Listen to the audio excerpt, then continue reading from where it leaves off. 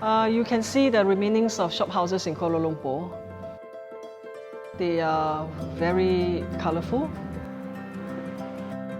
They have all kinds of typology,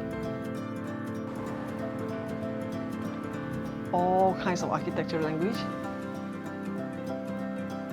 I think one may be quite confused looking at it.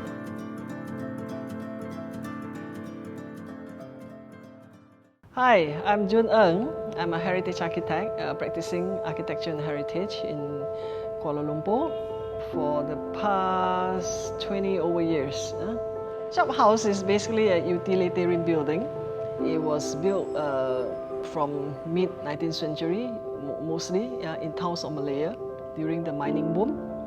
And it comprises of two-storey. Basically, it's two-storey, where the ground floor is mainly for retail, and the upper floor is where their dwellings are. To make it very convenient, where they can run the business downstairs and the family is upstairs. They are usually the frontage of a town, frontage of any town's main road in Malaysia. So these shophouses eventually they continue to be developed from timber to brick, but the typology never runs away.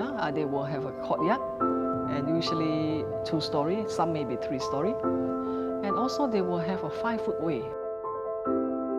Because a value of a shophouse by itself, it won't have so much value by itself other than just a utilitarian building, but in a row, it has a very high significant heritage value because it links all the kaki lima together, meaning the 5-foot way, they link together.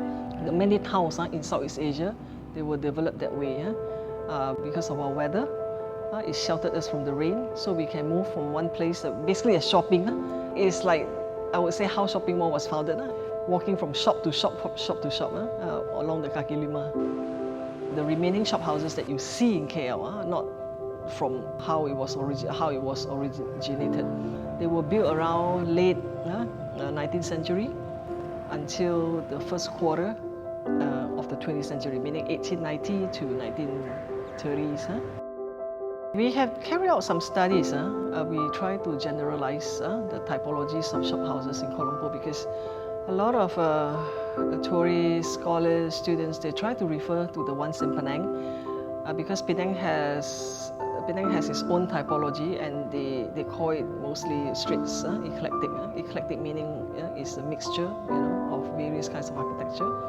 In Bahasa Malaysia is rojak. But however, we cannot use the typology in streets settlement to apply in shophouses in Kuala Lumpur because Kuala Lumpur at that time was never street settlement. Kuala Lumpur was part of the FMS.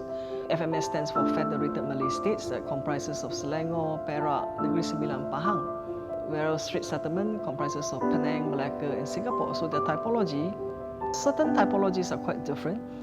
In terms of like the courtyard, for instance, mostly they are sideways. In Penang, they all started center courtyard, and then the roof, their deco, especially the facade deco, they varies. So in KL, our studies conclude that the remaining ones that we can see, there are about basically 5 types. It started from 1880s onwards. We still call them a straight eclectic because a lot of the facade design, they are basically very similar to the ones Penang. They copied from straight settlement. We all know that the straight settlement developed earlier, much earlier than the FMS.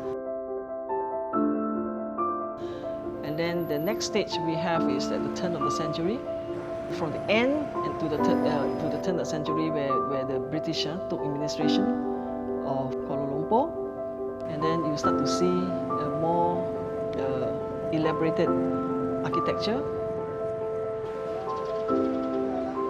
A very good example you can see are the ones at Market Square, where the facade are highly ornamented, very baroque.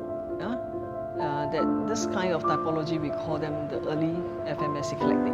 Again, the term eclectic is used because they have this mixture of architecture ornaments in one facade. They have this very nice parapet, a wall, and this Flemish gable. The Market Square one's a very good example. We categorize them as early FMS eclectic. At about 1920 onwards to 1930, we have another category, we call them the late FMS eclectic, where the lines are getting simpler from a very Baroque to a more neoclassical. They have this big pediment, dentils, but it's not so heavily ornamented before it transformed into Art Deco. It was a transformation of architecture era where they want to break away from this highly ornamented design. And then they start to have these horizontal lines, vertical lines. Basically, it's very clean. And also an era to celebrate the use of material change. Steel was introduced. Windows, especially glass and steels, were heavily used in the windows that you can see in KL. And after that, we have our Malaysian own identity architecture, the modernism of Kuala Lumpur.